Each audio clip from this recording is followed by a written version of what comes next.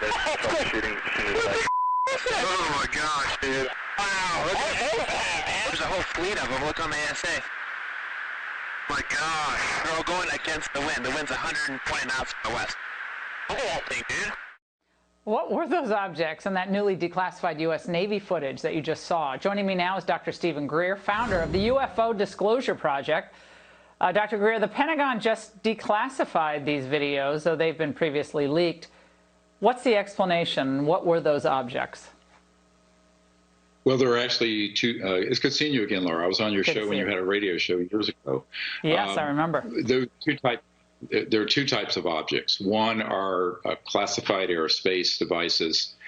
This is a letter from Ben Rich, Lockheed Skunk Works, that he wrote in 1986.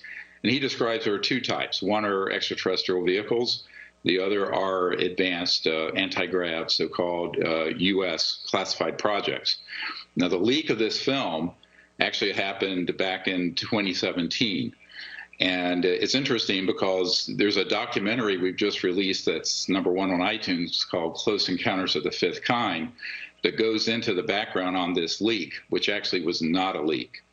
It was released by people who were part of what you often refer to, sort of an authoritarian transnational group that is trying to create a specter of some kind of threat from space, which actually does not exist. Okay, but what is that? Because when you look at the speed of these objects, and Derek Thompson from The Atlantic said that the size and speed of the UFO show that it's like 40 feet long when they analyzed it.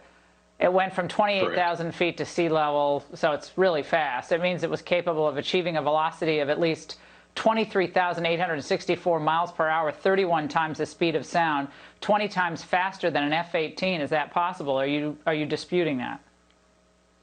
No, that's completely correct. You know, my uncle designed the lunar module, put the first man on the moon, as you know, and so these sort of technologies have been classified for a very long time.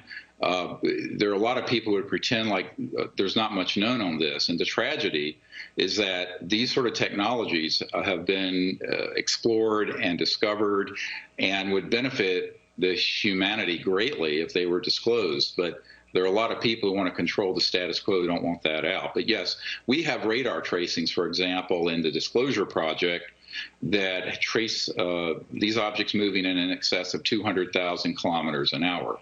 Much faster than this one. And so there's no question that these are legitimate, actual objects. The technology and physics behind them are actually quite well understood, but they have been sort of this whole thing has been hijacked. Gordon Cooper, who was one of the early astronauts, and I presented to the Federalist Society a number of years ago this problem that there's an anti-constitutional project that has kept this secret in defiance of many of the people in our government. When I briefed the CIA director and the head of the Defense Intelligence Agency, they tried to find out about this and were being denied access. So this is both a scientific and a policy constitutional crisis. Well, Dr. Greer, there's a lot to unpack there. It's wild. I think my kids and I watched it about, 50 times. Thank you for joining us. You probably want to see Close Encounters. If you look at Close Encounters of the Fifth Kind, this documentary, you're going to see amazing evidence about it. All right. We'll check it out. Thank you, Dr. Greer.